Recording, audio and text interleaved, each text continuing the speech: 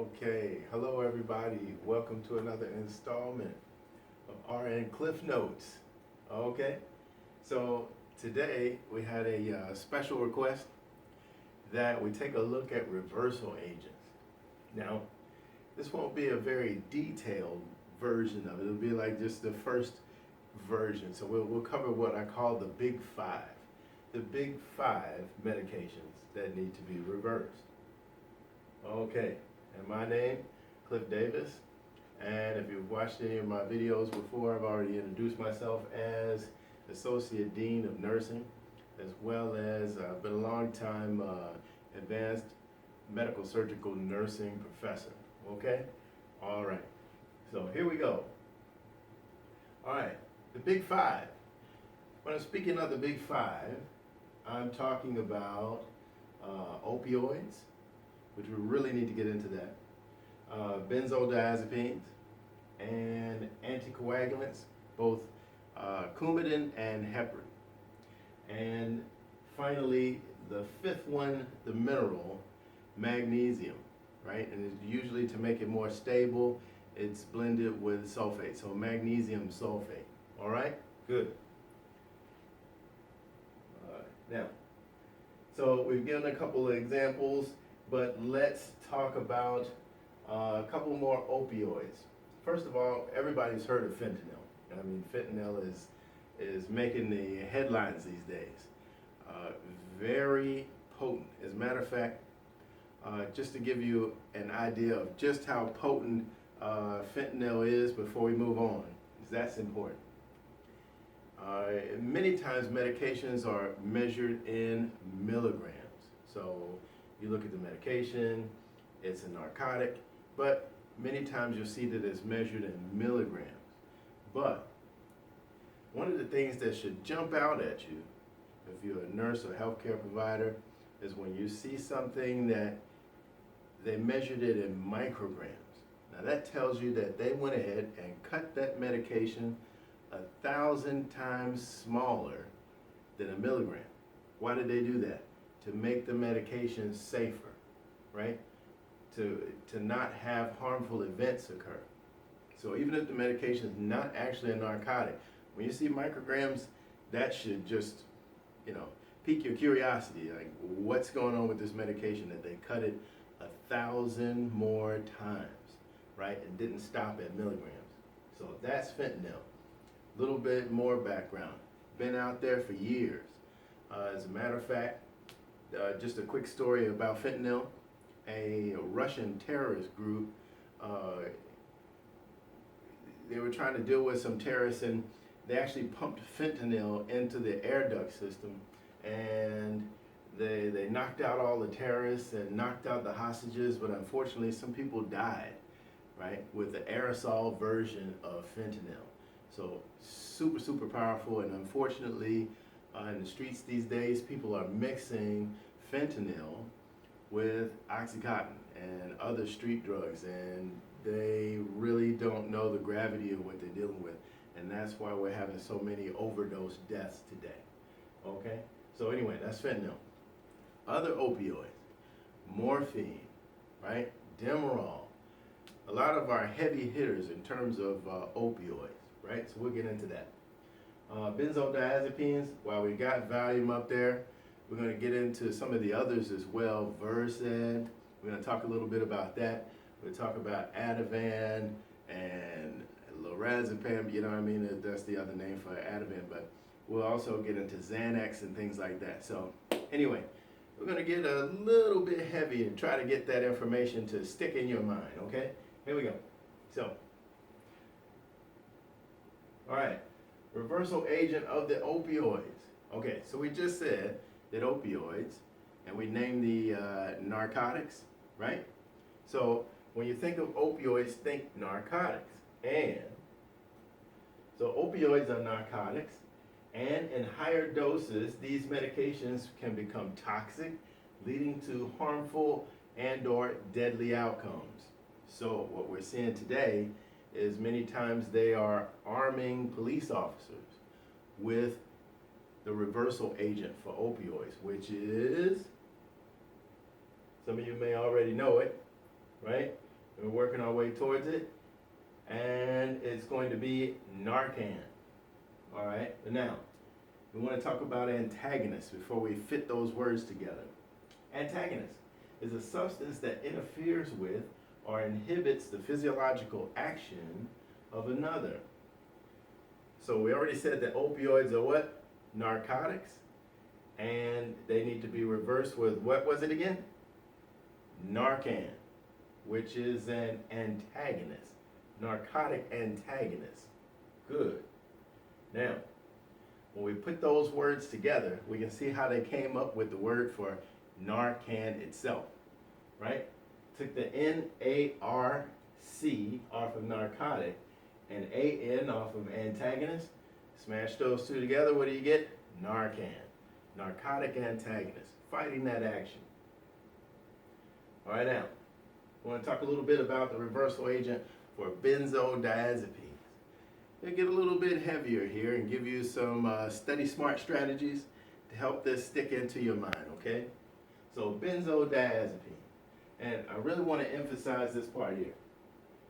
Diazepam. And for those that are familiar with Valium that we gave as the initial example, we know that Valium's other name, can you think of it? Can you think of it? Diazepam, that's right. And it's coming right from the root word here, and benzodiazepine.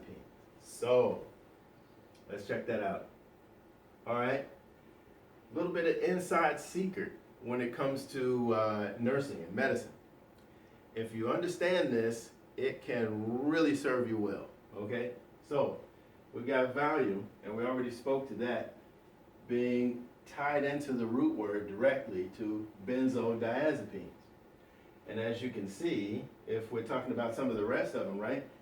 Ativan, Xanax, Versed.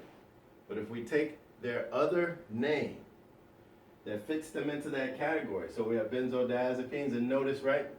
Each one of them had the name that lets you know that they belong in that family. You want to look at that AZE or AZO, almost like a last name, right? Somebody's last name would be Johnson, right? That AZE, AZO, when it comes to medications, you want to treat that like that's their last name there. All right? So yeah, that's the family that they belong to, benzodiazepines. And if you realize that, then you'll realize that the same reversal agent works for all of those medications that are in that family like that, right? And what's that one? All right, for benzodiazepines and to help out medical providers and nurses, right? What do we have? They carried over that last name we were speaking of, or root, into the actual reversal agent. So the reversal agent for benzodiazepines, romazicon. Its other name, flumazenil. So just a quick look back at our previous ones, right? Diazepam, lorazepam, alprazolam, midazolam, and we look at the reversal agent, it carries over as well, romazicon or flumazenil, right? So that's a pretty handy tool. On to the next one. Reversal agent of the anticoagulant warfarin. All right, warfarin. What's warfarin's other name? What is it? Coumadin. Yes, good. All right, warfarin. Primarily the PO or by-mouth version of anticoagulants, right? The ones we expect that our patients will go home on, right? Taking Coumadin when they go home and they need their blood thinned. They'll be taking the anticoagulant warfarin or Coumadin. On to the next page here. Reversal agent for warfarin. We said his other name is Coumadin. Now, I highlighted that letter C. Notice that's a hard sounding C. Coumadin, right?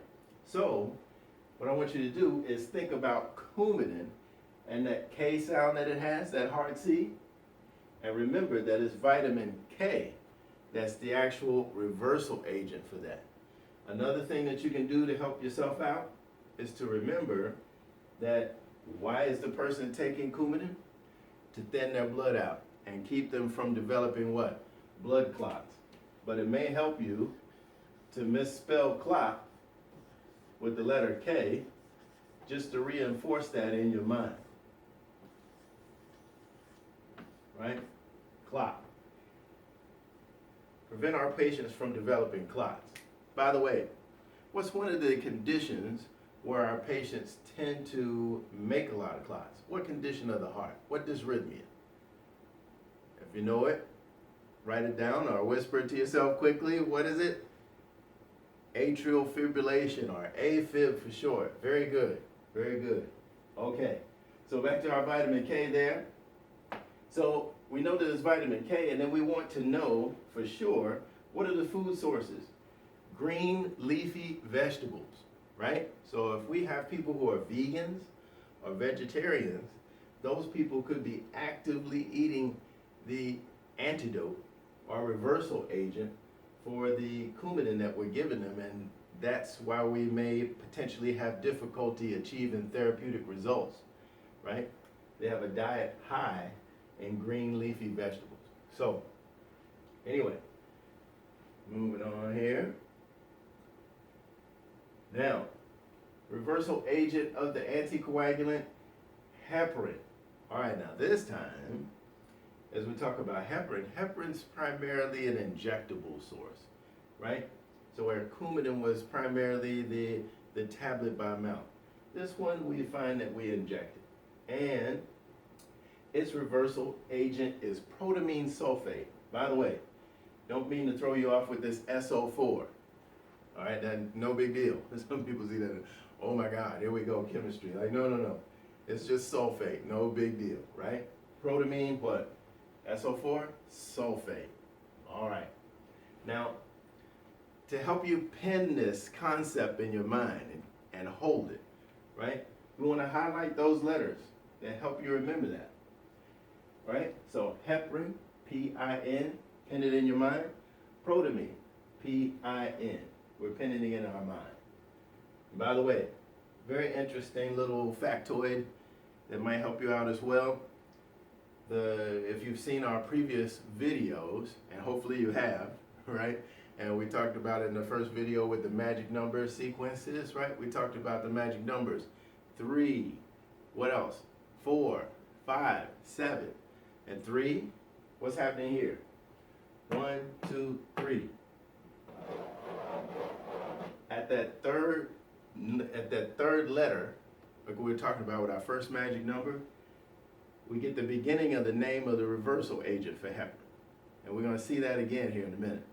But 1, 2, 3, if you can't remember it at all, 1, 2, 3, the reversal agent for heparin, what? Starts with the letter P, protamine sulfate. Good. All right. Moving on. Now we get into the reversal agent of the mineral magnesium. But what do we say to make it balance out right? Sulfate here again, SO4. So the reversal agent, and hopefully you saw this in the previous video. If you did not, shame on you. Get on over there and check that thing out. What are you waiting on? By the way, don't forget to like and subscribe, all right? But yeah, so magnesium sulfate. Here we go. And again, our magic number 3 is going to help us out here as well. So let's start in with that. 1, 2, 3. This is something that has glucose in it. And this one actually has gluconate, right? Sort of a sugar base. We'll get to that in a minute. But if you watched our other video, right? And we had our magic hands up, and we had magnesium on one hand, calcium on the other, speaking to the fact that what kind of relationship do they have? An inverse relationship. So, person's got too much mag in their body, what do we need to do? Give them more calcium. Got too much calcium in the body, the reverse, magnesium, yes. So those two oppose each other, and we saw that in the laboratory shorthand fishbone in one of our previous videos. Be sure and check that out. Now, about the glucose piece. While giving a person calcium would help if they have high levels of magnesium. It works out so much better if it's a glucose, right, mixed with a little bit of sugar potentially. Why? Our cells are just like us. As a matter of fact, when I teach my students, when I talk about your self, S-E-L-F, many times I'll write on the board self, C-E-L-F. Why? They're basically smaller versions of us. And they like sugar just like we like sugar, right?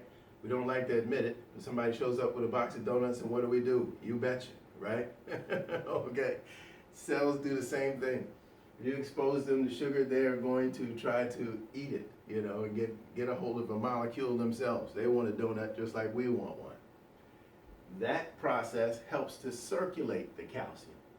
The fact that there was a little bit of gluconate mixed in there. So it absorbs what? Quicker into your system. The cells grab a hold of it. All right? Awesome. So there are our hands. And we did this demonstration in the previous video. And like I said, pop on over there and check that out. Even if you need a refresher, be sure and check that out, right? Okie dokie.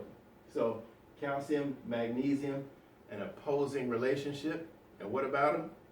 Right? They're the exact mirror opposite of each other. That's what makes hands a great example to demonstrate those two, right? So anyway, thank you for tuning in. Again, don't forget to like and subscribe. And what? You're going to go over there and check out that other video? And bye-bye. Thank you for stopping by.